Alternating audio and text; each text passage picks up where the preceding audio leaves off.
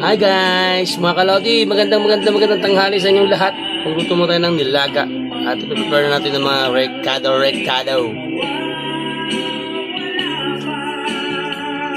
Magyado mo muna ako.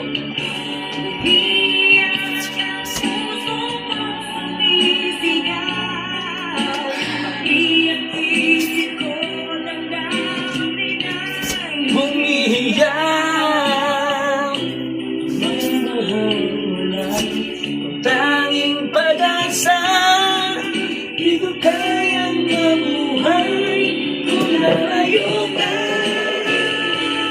Medyo pause ako ito, dahil kasi phone, makalodi.